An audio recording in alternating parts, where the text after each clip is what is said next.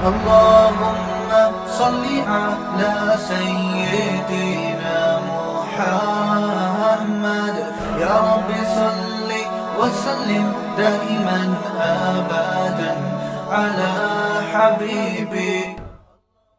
ملیں گی. حدیث میں آتا ہے جس کو غصہ آیا ناحق غصہ جاری کر سکتا تھا, یہ سوچ کے پی گیا کہ اللہ راضی ہوگا. جیسے باپ پہ آ رہا ہے غصہ, بیوی پہ آ رہا ہے, ماں پہ آ رہا ہے, تو جاری کرنا ثواب ہے, پینا ثواب ہے, پینا ثواب ہے نا. تو آپ اگر غصہ پی لیں گے, بہت سے ماہر نفسیات کیا کہتے ہیں, ایکچولی جب آپ غصہ پیتے ہیں تو ایکچولی وہ ہوتا ہی ہے کہ اس سے آپ کی باڈی ایک یوں کرتی ہے, وہ گھٹ جاتے ہیں وغیرہ وغیرہ. وہ تو کی ٹرم تو مجھے نہیں آتی. اسلام کہتا ہے بھاڑ میں جائے ماہر نفسیات, پی لو, اللہ آخرت میں اس کا اجر دے گا. سمجھ میں آ رہی ہے بات؟ ماہر نفسیات ایسے کہتے بھی نہیں, لیکن اگر کوئی کہہ رہا ہو, ماہر نفسیات بھی بعض دفعہ بیان سننے تو کہہ رہے ہیں یار ہماری واٹ لگاتے رہتے ہو بلا وجہ, تو وہ جو بھی کہتے رہیں, بالفرض اگر کسی کو مشورہ دے رہے ہوں کہ پینے سے ایکچولی یہ ہوتا ہے اور نکال دو تو انسان ٹھنڈا ہو جاتا ہے, پھر لوگ نکالنے کے لیے ہر آدمی کا نکالنے کا اسٹائل یہ نہیں دیکھ رہے ہوتے کہ غصہ نکالے گا یہ تو ٹھنڈا ہو جائے گا, اگلا گرم ہو جائے گا. پھر کتنے لوگوں نے اپنے ڈپریشن کے علاج میں دوسروں کو ڈپریشن کا مریض بنا دیا ہے. جیسے ایک ماہر نفسیات کی تقریر تھی, میں نے خود سنی, بڑے مشہور ڈاکٹر ہیں, نام نہیں لوں گا. ان سے کسی نے پوچھا دوسری شادی کے نتیجے میں کیا ہوتا ہے, اس نے پھر بڑی ایک منطق کہ ایکچولی جب آپ سیکنڈ میرج کرتے ہیں تو فرسٹ وائف پہ آپ کے ایک ڈپریشن کی کیفیت طاری ہوتی ہے, اس کا ٹرسٹ آپ پہ ختم ہو جاتا ہے. آج کل ایک بڑا مسئلہ یہ ہے کہ چھوٹی سی بات کو اصطلاحات کے ذریعے ایسے سمجھایا جاتا ہے جیسے اگلا کہتا ہے یار کو بہت ہی بڑی پہنچی ہوئی فلم ہے. آج میں سن رہا تھا اس کے فضائل نا, کوئی نیوٹریشنسٹ کیا ہوتے ہیں یار, وہ نیوٹریشن ہوتے ہیں نا, وہ جو غذاؤں کے فضائل بیان کر رہے ہوتے ہیں, بہت ان میں بہت سے ہمارے ملک میں بڑے بڑے پھینکو بھی ہوتے ہیں, یہ کھا لو تو یہ ہو جائے گا. تو وہ سہاجنا کے فضائل بیان کر رہے تھے. یہ سہاجنا نہیں ہے یہ جو درخت ہے بڑا مشہور, ہمارے یہاں بھی لگا ہوا ہے, میں نے 6 درخت لگائے وہ تقریریں سن کے, لیکن مجھے شروع سے لگ رہا تھا یار یہ کوئی پھینکو ہیں کوئی بہت بڑا نا. سہاجنا کے پتے کی آپ ویڈیو دیکھیں, آپ کہو گے یار دنیا میں کچھ کھانے کی ضرورت نہیں ہے. ان پتوں کے ایسے فضائل سنے آپ لوگوں نے. سہاجنا میں وٹامن اے بھی ہے, تو وٹامن بی بھی ہے, تو وٹامن سی بھی ہے, تو وٹامن ڈی بھی ہے, اور اس میں پروٹین بھی ہے, اور اس میں کارب بھی ہے.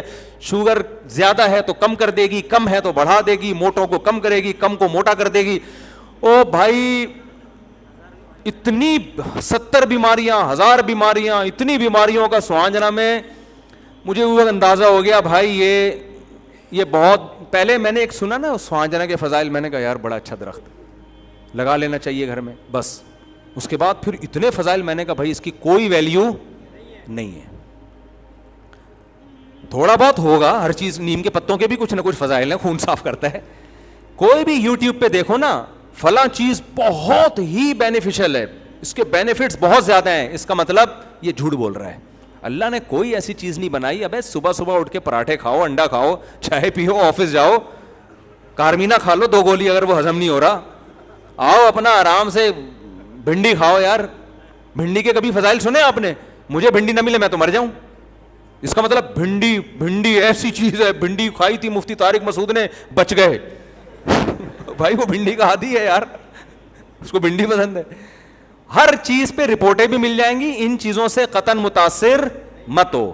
پھر میرے ایک بہت بڑے ڈاکٹر سے رابطہ ہوا, میں نے کہا یہ کیا ہے سہاجنا ایسا ہے, اس کو سونے کے پتے ہیں کیا یہ؟ انہوں نے کہا بھائی اتنی بڑی کچھ بھی نہیں ہے, یہ ہے تھوڑا بہت فائدہ ہے, اچھی چیز ہے, اتنا نہیں ہے جتنا لوگوں نے بنا لیا ہے. انجیر کے فائدے پڑھنا شروع کرو, آدمی سب کچھ گھر سے بچے پھینک دیتا ہے گھر سے باہر, یار نکالو اس کو, انجیر آ گھر میں. حقیقت ہے یار, سب کچھ نکلے گھر میں, صرف انجیر کا پودا ہوگا. ہر چیز ایک لمٹ ہے بھائی, انسان ہے, اللہ نے بڑی باڈی میں لچک رکھی ہوئی ہے, اور آپ کی باڈی کو جو ضرورت ہوتی ہے نا پراٹھوں سے بھی وہ نکال لے گی, وہ سمجھ رہے ہیں نا, باقی سب اس نے ویسی ویسٹیج بنا کے نکال دینا ہے. اتنا نہیں ان چیزوں کو مسلط. صحت کا تو بہت خیال کرنا چاہیے, لیکن یہ جو یوٹیوبرز ہیں نا, یہ ملے گا آپ کو, یہ ملے گا, جب 70 بیماریوں کی شفا نہیں ہوگی, 2-3 کا کہہ دیا تو ٹھیک ہے تھوڑا بہت, پھر بھی ڈاکٹر کو بتا دو کہ حضرت 2-3 ہیں, کہے گا کھا لو ٹرائی کرنے میں, 500 روپے میں اگر حور کا آپشن مل رہا ہے آپ کو, ٹھیک ہے نا, ٹرائی کر لیتے ہیں شاید مل جائے, کیا خیال ہے. یار کہاں سے کہاں چلا گیا میں, بات پتہ نہیں گیا, میں بس واقعی 4-5 منٹ میں نا بات ختم کر رہا ہوں, میرے مہمان بھی بیٹھے ہوئے, وہ بھی غصہ ہو رہے ہوں گے. تو بات یہ کہاں سے کہاں ادھر کو کدھر کو آ گئی ہے یہ. نہیں اسلام کے علاوہ تو آپشن نہیں ہے, یہ بات یہاں. ابے نہیں یار, خیر. اچھا اسی میں ایک اور بات آئی ہے جو موضوع سے ہٹ کر ہے. آج کل ناشتے کے بڑے فضائل بیان کیے جا رہے ہیں یوٹیوب پہ. ایک صاحب نے بھی, آج میں نے کلپ دیکھا کہ 80% ہمارے ملک میں لوگ ناشتہ نہیں کرتے, ناشتہ ہماری باڈی کے لیے اتنا ضروری. میں نے نیچے کمنٹ کر دیے, میں نے کہا بات ہی جھوٹ سے شروع کی ہے. 80% لوگ ناشتہ نہیں کرتے, قوم چھوڑ سکتی ہے یہ ناشتہ؟ 99% لوگ پھوڑتے ہیں ناشتہ کرنا, تو کرنے کا لفظ غلط ہے ان کے لیے. ہماری قوم میں اتنے نیک لوگ کہ 80% صبح ایسے ہی بھوکے چلے جائیں. بھائی ہماری قوم ذرا سا بھی بھوک برداشت کرنے کی صلاحیت نہیں ہے. میں نے کہا یہ شروع سے ہی ناشتے کے فضائل شروع کیے نا, ناشتہ بہت ضروری. ہمارے پاس اسلام ہے, ہمارے نبی صلی اللہ علیہ وسلم 2 ٹائم کا کھانا کھاتے تھے, ظہر کا کھانا 11 بجے اور مغرب کے بعد. اس کے علاوہ تو کوئی وہ ناشتے کا لفظ عربی میں, قدیم عربی میں نہیں ہے, جدید میں ہے. یہ ناشتہ انگریزوں کے آنے کے بعد متعارف ہوا ہے ہندوستان میں. اب اس کی دلیل یہ دیتے ہیں 7-8 گھنٹے جب آپ بھوکے رہتے ہو تو پھر کچھ تو پیٹ میں جانا چاہیے, ایسیڈیٹی بڑھ جاتی ہے. آدمی ایک دم جوش میں آتا ہے, واقعی 7-8 گھنٹے, اف, خدا کا بنایا ہوا ایک نظام ہے. دیکھو نیچر کا کبھی مقابلہ مت کرو, چاہے ڈاکٹر کیسی باتیں کر رہا ہو, نیچر گڑبڑ نہیں کرتی.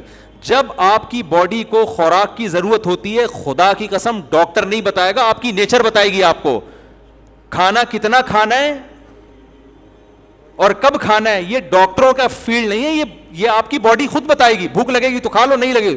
صبح آپ اٹھے شدید بھوک لگ رہی ہے, ساری دنیا کے ڈاکٹر کہیں ناشتہ نہیں کرنا چاہیے, آپ بولے بھاڑ میں جائے, مجھے بھوک لگ رہی ہے میں کروں گا ناشتہ. اور صبح آپ اٹھے بھوک نہیں لگ رہی ہے آپ کو, آپ کی باڈی میں انرجی ہے, ہوتی ہے عام طور پہ صبح باڈی میں انرجی. پھر ساری دنیا کے ڈاکٹروں کی رپورٹ ہو کہ ناشتہ ضروری ہے, آپ بولے رپورٹ اپنے پاس رکھو میں ناشتہ, کیونکہ بغیر بھوک کے کھانا, یہ اس کا مطلب باڈی دھوکہ دے رہی ہے آپ کو, باڈی دھوکہ نہیں دیتی آپ کو. میں عموماً تو نہیں, جب بھی فجر کی نماز کے بعد جاگنگ کرتا ہوں, ہمیں تو بھوک, اگر آپ کے انرجی لیول واقعی اتنا گرا ہوا ہے کہ 7-8 گھنٹے, تو صبح تو آپ کو جاگنگ کر ہی نہیں سکتے آپ کچھ کھائی پی. ہم تو صبح سب سے زیادہ ایکٹیو ہوتا ہے آدمی. بعض ڈاکٹروں کی یہ تحقیق ہے کہ صبح کے وقت قدرتی طور پر آپ کا شوگر لیول ہائی ہوتا ہے, یہ خدا کا بنایا ہوا ایک نظام ہے. اگر آپ پراٹھے پھوڑ دیں نا, میں بھی مشورے پراٹھے کو دے رہا ہوں تو غلط دے رہا ہوتا ہوں, نہیں کھانے چاہیے پراٹھے, تو آپ کا وہ شوگر لیول اور زیادہ کیا ہو جائے گا, ہائی ہو جائے گا. تو آپ جب صبح اٹھتے ہیں آپ جاگنگ کر کے دیکھیں, واکنگ کر کے دیکھیں, آپ کو بھوک نہیں لگتی. 11-12 بجے طبیعت سے بھوک چمکنا شروع ہو جاتی, اس وقت کھاؤ آپ. تو ناشتہ کریں, میں بھی کرتا ہوں, لیکن اس کے فضائل لوگوں کے سامنے مت سنائیں. ہم تو عادی ہو گئے اس لیے پھوڑ پھاڑ رہے ہیں کہ چلو, پھر اب جب صحت کی نقصان دہ تو کیوں کر رہے ہیں. اب بھائی صحت ایک حد تک ہمیں فکر ہے صحت کی, وہی ہے کہ جیسے چائنا والے گرم پانی پیتے ہیں کہ ٹھنڈے پانی سے صحت خراب ہوتی ہے, ہم ان کو مشورہ دیتے ہیں ٹھنڈے پانی پی کے مر جانا, یہ گرم پانی پی کے زندہ رہنے سے بہتر ہے. ایسی زندگی جس میں ٹھنڈا پانی نہ پیو, بیٹھ کے کیا کرنا ہے یار. تو ہم بھی کہتے ہیں یار پراٹھے کھاتے کھاتے چلے ہیں, اللہ بچائے سب کو خیر صحت کا. تو یہ سب سے پہلے آپ کی نیچر آپ کو بتائے گی. اب جلدی سے سچی مچی میں 2 منٹ میں سمیٹ رہا ہوں, ان کو بھی بہت غصہ آ رہا ہے. سچی مچی کہ جو بات چل رہی تھی پہلے مجھے وہ بتا دیں تاکہ میں بیان کو سمیٹ کے ختم کروں. ہاں تو میں اس کر رہا تھا کہ اسلام اصل میں آپشن نہیں دیتا. تو اب اسلام کے ہمیں سچا ہونے کا اگر یقین ہے تو ہم پھر مانیں گے یار جہنم کی وعیدیں بھی صحیح ہیں اور حوروں کی باتیں بھی صحیح ہیں. تو اسلام کہتا ہے غصہ کے کڑوا گھونٹ آپ نے پی لیا, یزوجہ من الحور العین ما یشاء. اللہ تعالیٰ, اللہ کے نبی نے فرمایا, بخاری مسلم کی حدیث, جو غصہ جاری کر سکتا تھا اللہ کی خاطر پی جائے, اللہ قیامت کے دن ایک خوبصورت حور اس کے سامنے لائیں گے اور مخلوق کے سامنے اس کا نکاح اس سے پڑھائیں گے. لبرل لوگ تو مذاق اڑاتے ہیں, ہم کہتے ہیں ان تسخروا منا فانا نسخر منکم. جیسے نوح علیہ السلام کی کشتی کا مذاق اڑایا جا رہا تھا کہ بارش ہے نہیں اور آپ کشتی بنا رہے ہیں, تو نوح علیہ السلام نے کہا تم ہمارا مذاق اڑا لو, تھوڑی دیر میں ہم تمہارا مذاق اڑائیں گے. ہم کہیں گے بھائی اگر یہ اللہ کے وعدے سچے ہیں اور اللہ نے واقعی حور کا انتظام کر دیا تو ہم تم پر ہنسیں گے کہ تمہیں کس کے وعدوں پہ یقین نہیں تھا, اللہ کے وعدے. اور یہ جو لبرل لوگ ہوتے ہیں نا, کہتے ہیں یہ حوروں کی لالچ قرآن کیوں دیتا ہے.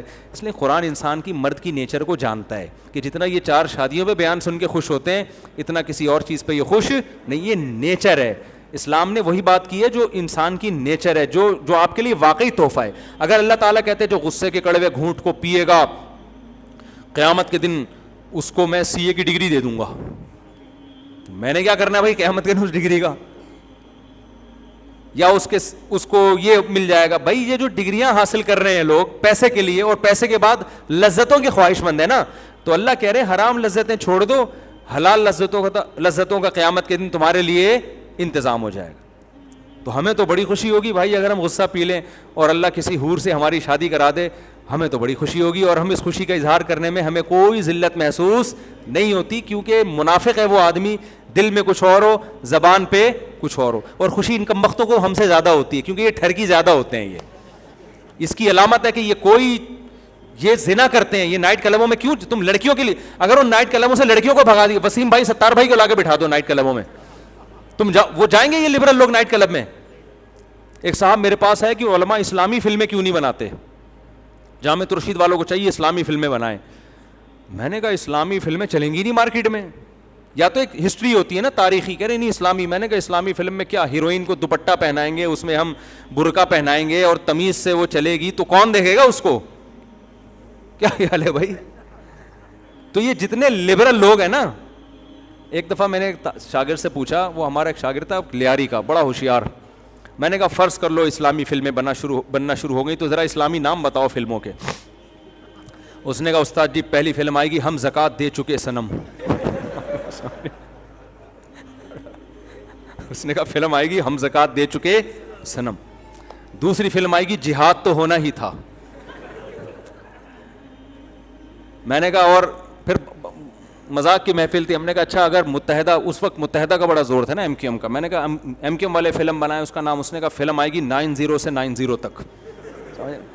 طلبہ بڑے ہوشیار ہوتے ہیں. جب اس نے کہا نا فلم آئے گی ہم زکوٰۃ دے چکے صنم, وہ بھائی جو لوگ ہنسے ہیں. لیاری کا تھا, بلوچ نہیں ہوتے لیاری کے گھونگریالے بال والے, بڑا ہوشیار طالب علم تھا. خیر, تو بات اصل میں یہ ہے, جو آخری بات, کہ ہمیں اسلام کے برحق ہونے کا یقین بہت ہے. وجہ اس کی ہے کہ جیسے صحابہ نے بہت زیادہ دلائل دیکھے تھے نا نبی کے سچے ہونے کے, آپ کہہ سکتے ہیں ہم نے تو وہ دلائل دیکھے نہیں, ہم نے اس سے زیادہ دیکھ لیے ہیں. ہم نے کچھ وہ مزید دلائل دیکھ لیے ہیں جو صحابہ نے نہیں دیکھے تھے. قرآن نے کہا سنوریہم آیاتنا فی الآفاق, ہم اسلام کے برحق ہونے کی نشانیاں سنوریہم دکھاتے رہیں گے. جتنی نشانیاں آج یہ لوگ دیکھ رہے ہیں نا, قرب قیامت جیسے جیسے قیامت قریب آتی رہے گی, ہم یہ نشانیوں پہ نشانیاں مزید ان کو دکھاتے رہیں گے. کچھ نشانیاں اسلام کی ایسی ہیں برحق ہونے کی جو صحابہ نے نہیں دیکھی تھی, وہ آج ہم اپنی آنکھوں سے دیکھ رہے ہیں. آپ کہہ سکتے ہیں مفتی صاحب وہ کون سی نشانی ہے بھائی, آپ نے کوئی پہاڑ کو سے اونٹنی نکلتے ہوئے دیکھ لی ہے کیا ہے بھائی, یا آپ نے کسی سمندر کو 2 ٹکڑے ہوتے ہوئے دیکھ لیا ہے؟ بہت ساری نشانیاں ہیں. سرے 10 2 نشانیاں تو میں آپ کو بتاتا ہوں. ایک نشانی وہ جس کا کوئی سائنسی لاجک نہیں بنتی, جس کو معجزے سے تعبیر کیا جاتا ہے, اور ایک نشانی وہ جس کا نبی کی تعلیمات سے تعلق ہے. ایک شخص جو امتی ہو, نہ لکھنا جانتے ہو نہ پڑھنا جانتے, انہوں نے جو سسٹم بنا کے دیا نا انسانیت کی نجات کا, خدا کی قسم آپ جتنے سسٹم آج پڑھ لو, کوئی سسٹم اسلامی نظام کے مقابلے میں کھڑے ہونے کے لیے تیار نہیں ہے. 2 اور 2 4 کی طرح اسلام کی برتری ہر حکم پہ واضح ہو رہی ہوتی ہے. وراثت کا نظام, نکاح طلاق کا نظام, سزاؤں کا نظام, اچھائی اور برائی کی جو ڈیفینیشن اسلام کرتا ہے, ایک ایک چیز. آپ اسلام کے علاوہ اگر کسی اور چیز کو فالو کرتے ہو, قیامت تک آپ اچھائی کی ڈیفینیشن ہی بیان نہیں کر سکتے کہ اچھے کی ڈیفینیشن کیا ہے. سمجھ میں آ رہی ہے بات؟ اچھائی کی ڈیفینیشن کیا ہے؟ ساری دنیا کے سارے ماہرین مل کے بیٹھ جائے نا کہ ہم اچھا بننا چاہتے ہیں, سب سے پہلے سوال ہوگا اچھے کی ڈیفینیشن کیا ہے. کوئی ایک ماہر, کوئی 2 آدمی بھی متفق نہیں ہو سکیں گے کہ اٹ از کالڈ اچھا. تو ایسے کلچر کو فالو کرنا جس میں آج تک اچھے کا پتہ ہی نہیں کہ اچھا اچھا کہتے کس کو ہیں, تو میں وہاں جا کے سر کیوں ماروں اپنا جا کے بھائی. اور جن لوگوں نے اچھے, جن مذہبوں نے اچھے کو ڈیفائن کیا کہ اٹ از کالڈ اچھا, تو وہ ڈیفینیشن سے پتہ چلتا ہے کہ جو سب سے گندا تھا اٹ از کالڈ اچھا.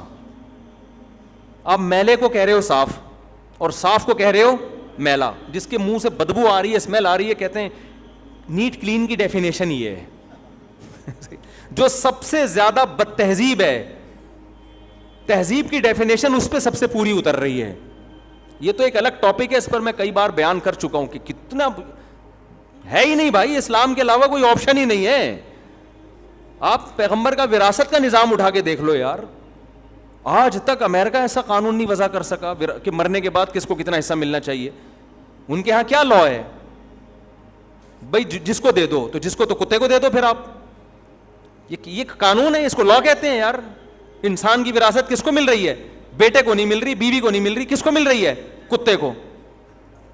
یار یہ کوئی قانون ہے؟ یہ مجھے بتاؤ. شراب لیگل ہے, یہ کوئی قانون ہے؟ شراب پینے والا برا ہی نہیں ہے اس سوسائٹی میں. اگر برا ہوتا تو الیگل ہوتی نا بھائی, برائی تو الیگل ہوتی. شراب بری نہیں ہے, زنا برا نہیں ہے, ہومو سیکسولیٹی بری نہیں ہے. وسیم سے شادی کر رہا ہے, ستار غفار سے شادی کر رہا ہے. یعنی آپ جوان ہوئے, آپ کے ابا آپ کے لیے بہو تلاش کر رہے ہیں, تو پوچھ رہے ہیں کہ میل بہو چاہیے, بہو لاؤں یا فیمیل؟ بیٹا تم کس میں دلچسپی رکھتے ہو؟ یہ ہو جائے گا ابھی 40-50 سال کے بعد. ابھی تو تھوڑا وہاں بھی احتجاج ہو رہا ہے, پر 40-50 سال میں ابھی تو ہم اس کو رو رہے ہیں کہ ابا ہی نہیں ہوتے. ٹھیک ہے نا, اگلی دفعہ اس سے بڑا مسئلہ کھڑا ہونے والا ہے کہ ابا نہیں ہوتے, کوئی مسئلہ نہیں ہے, اماں ہوتی ہیں. لیکن وہ اماں بیٹے سے پوچھ رہی ہوتی ہیں, بیٹا آج تیرے رشتے والے آ رہے ہیں لیکن وہ فیمیل ہیں. بیٹا کہتے ہیں نہیں, میں جو میرے رشتے, آپ کی جو بہو آئے گی وہ میل ہوگی.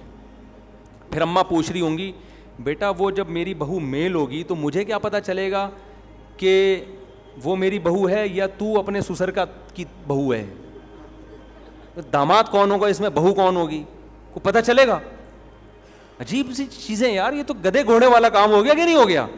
یہ تو میں ابھی, میرا ٹاپک نہیں ہے, ورنہ اس پہ 1 گھنٹہ بیان ہو سکتا ہے. بھائی تہذیب کی ڈیفینیشن ہی نہیں ہے, اور جن کے پاس ہے دوسرے جو مذاہب ہیں وہ غلط ہے. وہ نیچر کو اپیل نہیں کرتی, وہ نیچر کہتی بھائی یہ نہیں ہے, یہ نہیں, یہ برائی ہے یہ. تو آپ کے پاس میرے بھائی اسلام کے علاوہ کوئی بچا ہی نہیں ہے. اللہ نے 1400 سال پہلے جو مذہب آیا تھا, 1400 سال بعد وہ چیلنج کر رہا ہے. اگر پیغمبر معاذ اللہ جھوٹے نبی ہوتے, خدا کی قسم ایسا مذہب لے کر آتے کہ ایسا مذہب لا ہی نہیں سکتے تھے, وہ خود گڑ ہی نہیں سکتے تھے, جو اتنی سائنسی ترقی کے بعد بھی چیلنج کر رہا ہو کہ معاشرے کی نجات میرے سسٹم کے علاوہ کسی اور سسٹم کے پاس ہے ہی نہیں ہے. تو یہ 1400 سال پہلے یہ ممکن نہیں تھا کہ خود گڑھ لیا ہوتا اور وہ 1400 سال پہلے جناب وہ قابل عمل ہوتا, وہ یہ ہو ہی نہیں سکتا تھا. آپ 1400 سال پرانی تحریکیں اور کتابیں اٹھا کے دیکھو نا, نہ الف کا پتہ نہ بے کا پتہ. قرآن شروع ہوتا ہے الحمدللہ رب العالمین.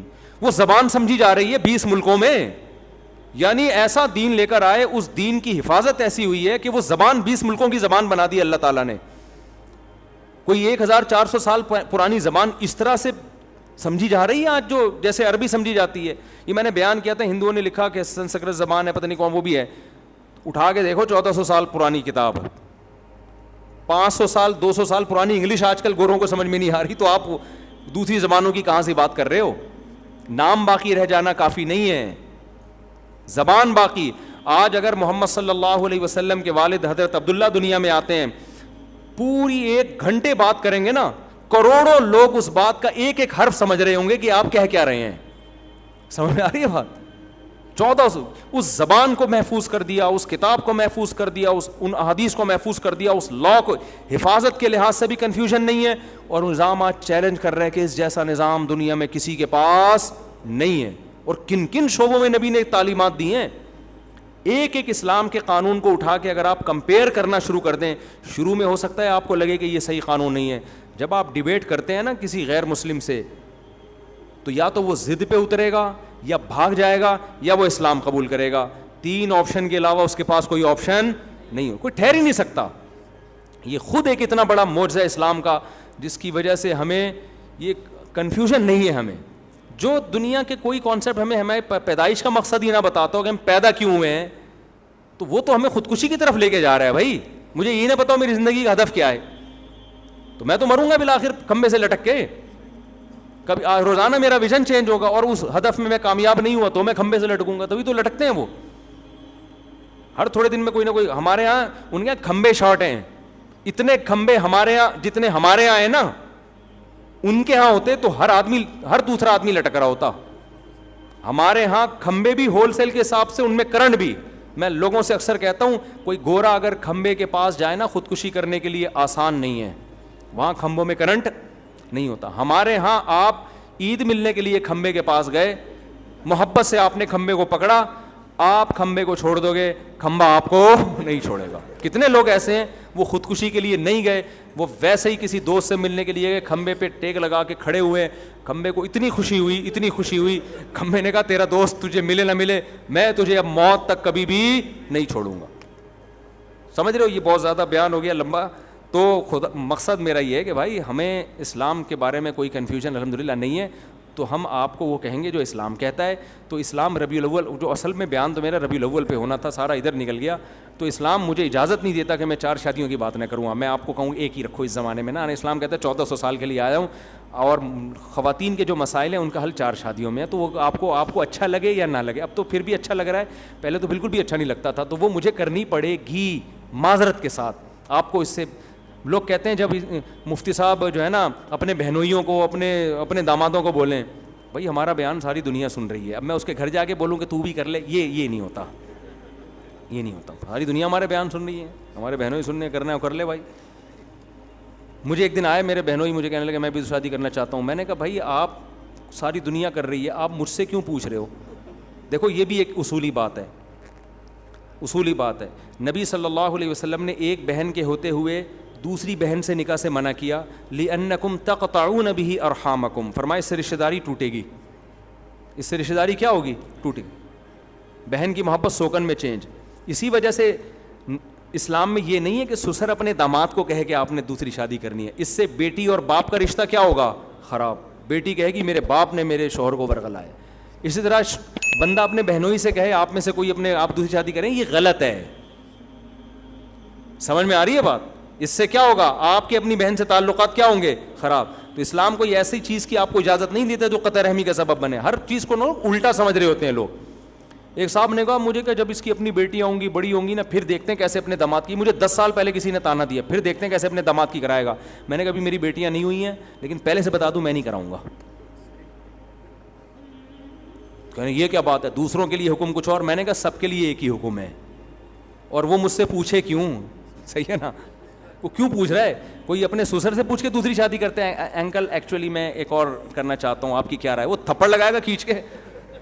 کیا یہ ایسے ہے جیسے بکرے, شریعت نے ہمیں حکم دیا نا قربانی میں بکرا ذبح کرو, بکرے کو تھوڑی کہا کہ تم آ کے لیٹ جاؤ نیچے, آپ کریں, اس کا کام ہے وہ ٹانگیں چلائے.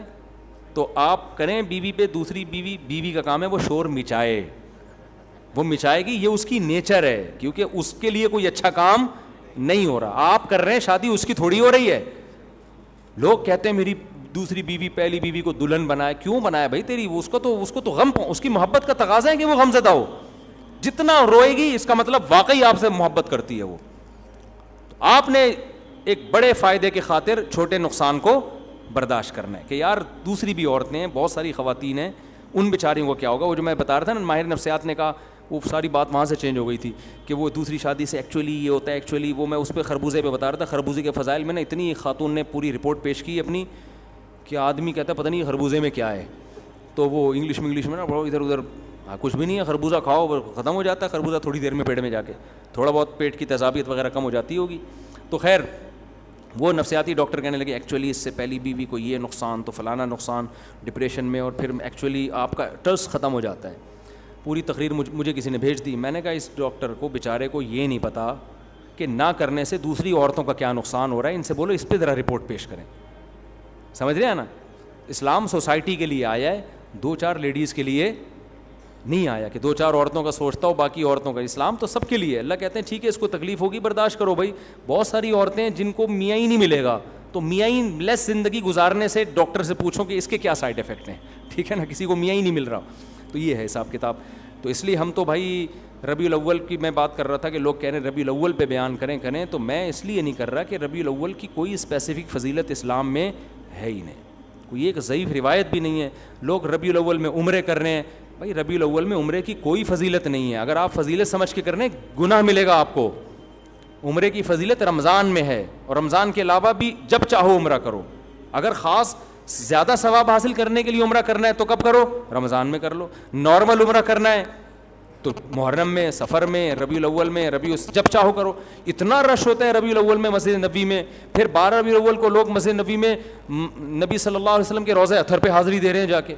عرب بھی حیران ہوتے ہیں یہ پاکستانیوں کو ہو کیا گیا ہے آج, یہ سارے یہاں کیوں جمع ہوئے ہوئے ہیں, وہ نبی کے عشق میں کر رہے ہیں.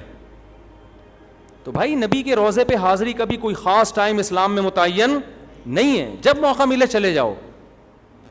اسی طرح بیت اللہ کی زیارت, ایک تو اللہ نے ٹائم متعین کیے حج میں, ورنہ جب چاہو چلے جاؤ. اگر آپ کسی خاص مہینے کو کہہ لیتے ہو کہ جی ربیع الاول میں عمرہ کا زیادہ ثواب ہے یا نبی کی اس سے محبت کا تقاضا ہے, تو یہ ایڈیشن ہے اسلام میں. یہ اسلام میں کیا ہے؟ اضافہ ہے. اس سے آپ نبی کو خوش نہیں کر رہے. قیامت کے دن ہو سکتا ہے نبی صلی اللہ علیہ وسلم اپنے چہرے انور کو آپ سے پھیر لیں. تو آپ نے اسلام کو فالو کرنا ہے. اسلام کے علاوہ تو وہ جو بات تھی نا کہ بہت سے لیڈر پبلک کی ڈیمانڈ دیکھ کے ان کے آگے آگے چلنا شروع ہو جاتے ہیں. پبلک ادھر کو جا رہی ہے ہم بھی ادھر کو, نہ ایسا نہیں ہے. حقیقت یہ ہونی چاہیے آپ نے لوگوں کو اپنے پیچھے چلانا ہے اور خود قرآن و سنت کے پیچھے چلنا ہے. سمجھتے ہو کہ نہیں سمجھتے؟ مفتی طارق مسعود صاحب کے بیانات سننے کے لیے youtube.com/مفتی طارق مسعود کو سبسکرائب کریں, اور اگر آپ لائیو ویڈیو کو کبھی بھی مس نہیں کرنا چاہتے ہیں تو سبسکرائب کرنے کے بعد بیل آئیکن پہ کلک کرنا مت بھولیں. جزاک اللہ.